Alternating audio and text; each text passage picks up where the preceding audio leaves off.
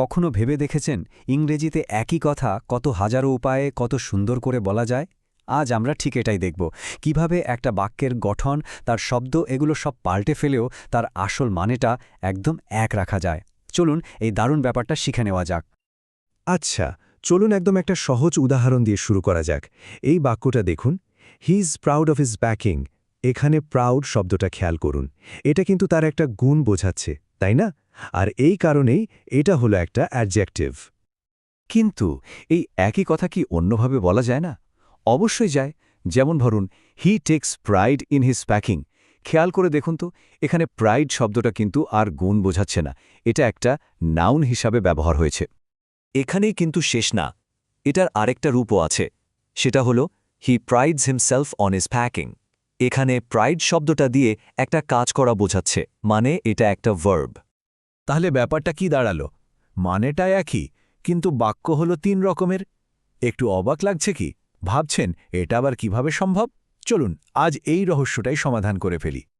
ইংরেজিতে এই যে অসাধারণ কৌশলটা, একেই বলে ট্রান্সফরমেশন অফ সেন্টেন্সেস। এটার মাধ্যমে কিন্তু লেখাকে শুধু দেখতে সুন্দর বা আকর্ষণীয় করা যায়, তাই না? লেখাটা অনেক বেশি প্রফেশনালও হয়ে ওঠে। ইংরেজি ভাষায় নিজের দখল প্রমাণ করার জন্য এটা কিন্তু একটা দুর্দান্ত উপায়। তো চলুন শুরু করা যাক আমাদের আজকের এই গ্রামার ওয়ার্কআউট। আমাদের রোড ম্যাপটা একবার দেখে নিই কি থাকছে আজ। প্রথমে আমরা কথা বলবো প্রাইড ফ্যামিলি নিয়ে, তারপর দেখব কাজের বর্ণনা, বস্তুর বর্ণনা আর কর্তা ও তার কাজকে কিভাবে দেখানো যায়। আর একদম শেষে থাকছে আমাদের গ্রামার টুলকিট আর ছোট্ট একটা ফাইনাল চ্যালেঞ্জ। বেশ, তাহলে আমাদের প্রথম ধাপে আসা যাক, দ্য প্রাইড ফ্যামিলি। আমরা আমাদের একদম প্রথমের উদাহরণটাতেই ফিরে যাব, যেখানে দেখেছিলাম কিভাবে একটা শব্দই অ্যাডজেক্টিভ, নাউন আবার ভার্ব হিসাবেও ব্যবহার হতে পারে। এখানে দেখুন, প্রাইড শব্দটার ৩টে আলাদা রূপ। যখন অ্যাডজেক্টিভ তখন এটা হচ্ছে বি প্রাউড অফ, যখন নাউন তখন টেক প্রাইড ইন, আর যখন ভার্ব তখন প্রাইড ওয়ানসেলফ অন। আচ্ছা, এখানে সবচেয়ে গুরুত্বপূর্ণ ব্যাপারটা কি জানেন? দেখুন, পার্টস অফ স্পিচ বদলানোর সাথে সাথে প্রেপোজিশনটাও কিন্তু পাল্টে যাচ্ছে। অফ, ইন এবং অন, এটা কিন্তু মনে রাখাটা খুব জরুরি। এবার চলুন এই প্রক্রিয়াটাকে একটু উল্টো দিক থেকে দেখি। ধরুন বাক্যটা হলো she took pride in her beauty. এটা নাউন ফর্ম। এটাকে কিভাবে অ্যাডজেক্টিভ ব্যবহার করে she was proud of her বিউটিতে নিয়ে আসা হলো, সেটা তো স্পষ্টই দেখা যাচ্ছে। দুটো বাক্যই কিন্তু একদম সঠিক, তবে দ্বিতীয়টা হয়তো একটু বেশি সরাসরি শোনায়। এবার আসা যাক কাজের বর্ণনায়। মানে আমরা দেখব কিভাবে একটা অ্যাডভার্বকে নাউনে বা একটা নাউনকে অ্যাডভার্বে বদলে দিয়ে বাক্যের ধরনটাই পাল্টে ফেলা যায়। এটা কিন্তু খুব সাধারণ আর ভীষণ দরকারি একটা প্যাটার্ন। দেখুন, he did it with care. এই বাক্যটা একটা মাত্র শক্তিশালী অ্যাডভার্ব ব্যবহার করে হয়ে যাচ্ছে হি ডিড ইট কেয়ারফুলি। এতে কি হলো? বাক্যটা আরও ছোট, আরও জোরালো হয়ে গেল। ঠিক একইভাবে উইথ কুইকনেস হয়ে যাচ্ছে কুইকলি। সুতরাং মূল ফর্মুলাটা কি দাঁড়ালো? খুবই সহজ, উইথ প্লাস নাউন সমান সমান অ্যাডভার্ব। লেখাকে আরও সংক্ষিপ্ত আর ধারালো করে তোলার জন্য এটা একটা দারুণ কৌশল, তাই না? আর এই নিয়মটা কিন্তু ২ দিকেই কাজ করে। যেমন ধরুন, দে ফট কারেজিয়াসলি।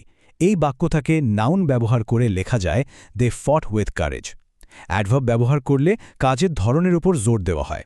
আর উইথ কারেজের মতো নাউন ফ্রেজ ব্যবহার করলে সাহসিকতার গুণটার ওপর বেশি জোর পড়ে, যা বাক্যকে একটু বেশি আনুষ্ঠানিক বা কাব্যিক করে তোলে। আমরা তো কাজ বর্ণনা করা শিখলাম। এবার চলুন দেখি বস্তু বা ব্যক্তিকে বর্ণনা করার জন্য কিভাবে নাউন আর অ্যাডজেক্টিভকে অদলবদল করে ব্যবহার করা যায়। এখানে আমরা দেখছি কিভাবে একজন ব্যক্তি বা বস্তুকে বর্ণনা করা অ্যাডজেক্টিভকে নাউন ব্যবহার করে নতুন করে লেখা যায়। The man is very kind বাক্যটা নাউন ব্যবহার করে হয়ে যাচ্ছে the man has much kindness. এতে বর্ণনার মধ্যে একটা গভীরতা চলে আসে। এবং আবারও আমরা এই প্রক্রিয়াটাকে উল্টোও করতে পারি। ধরুন, রামবাবু ইজ আ ম্যান উইথ ফেম। এই নাউন ফ্রেজটিকে একটা সরাসরি আর জোরালো অ্যাডজেক্টিভ দিয়ে বলা যায় Rambabu is a famous man. Adjective ব্যবহার করলে তথ্যটা খুব তাড়াতাড়ি আর স্পষ্টভাবে প্রকাশ পায়। এই অংশটা খুব মজার। এটা হলো কাজ অর্থাৎ ভার্ব, আর যে ব্যক্তি কাজটা করছে অর্থাৎ নাউন, তাদের মধ্যকার সম্পর্ক নিয়ে। চলুন দেখি এটা কিভাবে কাজ করে। এখানকার সাধারণ প্যাটার্নটা একটু খেয়াল করুন তো। ভার্বের সাথে এয়ার যোগ করলেই কিন্তু প্রায়শই সেই কাজটা যে করে তার নাউন ফর্ম তৈরি হয়ে যায়। যেমন সিংস থেকে সিঙ্গার বা রাইটস থেকে রাইটার। প্রথম বাক্যে কাজের উপর ফোকাসটা বেশি, আর দ্বিতীয় বাক্যে কর্তার পরিচয়ের ওপর। এই রূপান্তরটা আমাদের ফোকাসকে ব্যক্তির পরিচয় থেকে সরিয়ে সে যে কাজটা করছে সেটার উপর নিয়ে যেতে সাহায্য করে। যেমন হি ইজ দ্য ক্রিয়েটর বললে তার পরিচয়টা বড় হয়ে ওঠে, আর যদি বলি হি ক্রিয়েটস তাহলে তার কাজটা প্রধান হয়ে ওঠে। বাহ, আমরা তো অনেক কিছুই শিখলাম। চলুন এতক্ষণ যা যা শিখলাম সেগুলোকে একটা সহজ গ্রামার টুলকিটের মধ্যে গুছিয়ে নিই, যাতে এগুলো নিজেদের লেখায় সহজেই ব্যবহার করা যায়। তাহলে আমাদের এই টুলকিটের মূল সূত্রগুলো কি কি? প্রথমত, প্রিপোজিশনের পর সাধারণত নাউন বসে। দ্বিতীয়ত, আর্টিকেল মানে এ, অ্যান, দি এগুলোর পরেও নাউন আসে। তৃতীয়ত, পার্টস অফ স্পিচ বদলালে প্রায় প্রিপোজিশনও বদলাতে হয়, এটা কিন্তু আমরা দেখেছি। চতুর্থত, উইথ নাউন প্রায় অ্যাডভার্ব হয়ে যায়, আর শেষে ভার্ব প্লাস ইয়ের দিয়ে সাধারণত কাজটা যে করে তাকে বোঝানো হয়। ব্যাস, এই কয়েকটা জিনিস মাথায় রাখলেই রূপান্তর করাটা অনেক সহজ হয়ে যাবে। তো এখন কি মনে হচ্ছে, নতুন টুলগুলো ব্যবহার করে নিজেদের দক্ষতা একটু পরীক্ষা করে নেওয়ার জন্য সবাই তৈরি তো? আচ্ছা, প্রথমটার জন্য আমাদের অ্যাডভার্ব থেকে নাউনে পরিবর্তনের প্যাটার্নটার কথা একটু ভাবুন তো। ব্রেভলি শব্দটার নাউন ফর্ম কি হতে পারে, আর কোন প্রেপোজিশন ব্যবহার করা যেতে পারে? পরেরটা দেখুন, এই বর্ণনাটাকে কিভাবে আরও সরাসরি আর জোরালো করা যায়। অফ বিউটি না বলে এর বদলে একটা অ্যাডজেক্টিভ ব্যবহার করে দেখলে কেমন হয়? আর একদম শেষেরটার জন্য ফোকাসটা ব্যক্তি থেকে তার কাজের উপর নিয়ে আসতে হবে।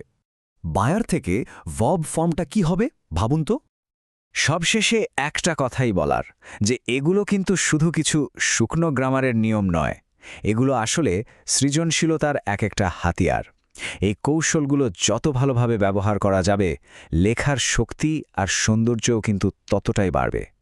এখন ভাবার বিষয় হল, আমাদের চেনা কোনো সাধারণ বাক্যকে এই কৌশলগুলো ব্যবহার করে আরও শক্তিশালী বা সুন্দর করে তোলা যায় কিনা একবার চেষ্টা করেই দেখা যাক।